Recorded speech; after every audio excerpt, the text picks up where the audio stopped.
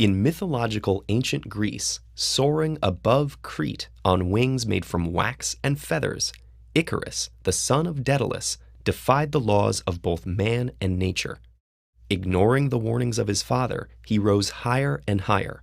To witnesses on the ground, he looked like a god, and as he peered down from above, he felt like one too.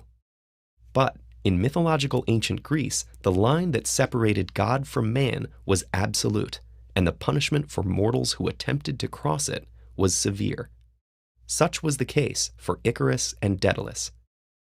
Years before Icarus was born, his father Daedalus was highly regarded as a genius inventor, craftsman, and sculptor in his homeland of Athens. He invented carpentry and all the tools used for it. He designed the first bathhouse and the first dance floor. He made sculptures so lifelike that Hercules mistook them for actual men. Though skilled and celebrated, Daedalus was egotistical and jealous. Worried that his nephew was a more skillful craftsman, Daedalus murdered him. As punishment, Daedalus was banished from Athens and made his way to Crete. Preceded by his storied reputation, Daedalus was welcomed with open arms by Crete's king Minos. There, acting as the palace technical advisor, Daedalus continued to push the boundaries. For the king's children, he made mechanically animated toys that seemed alive. He invented the ship's sail and mast, which gave humans control over the wind. With every creation, Daedalus challenged human limitations that had so far kept mortals separate from gods, until finally he broke right through. King Minos' wife, Pasiphae, had been cursed by the god Poseidon to fall in love with the king's prized bull. Under this spell, she asked Daedalus to help her seduce it. With characteristic audacity, he agreed. Daedalus constructed a hollow wooden cow, so realistic that it fooled the bull. With Pasiphae hiding inside Daedalus' creation, she conceived and gave birth to the half-human, half-bull Minotaur. This, of course, enraged the king, who blamed Daedalus for enabling such a horrible perversion of natural law. As punishment, Daedalus was forced to construct an inescapable labyrinth beneath the palace for the Minotaur.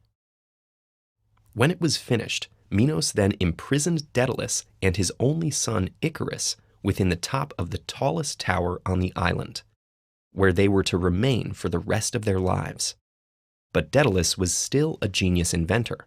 While observing the birds that circled his prison, the means for escape became clear.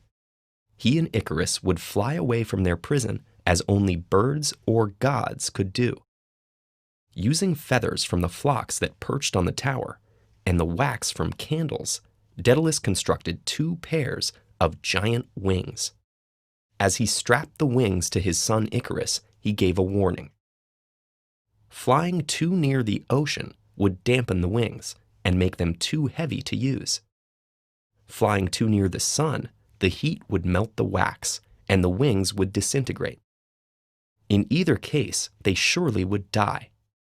Therefore, the key to their escape would be in keeping to the middle.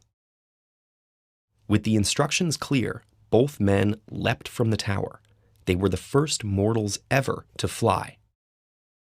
While Daedalus stayed carefully to the midway course, Icarus was overwhelmed with the ecstasy of flight and overcome with the feeling of divine power that came with it.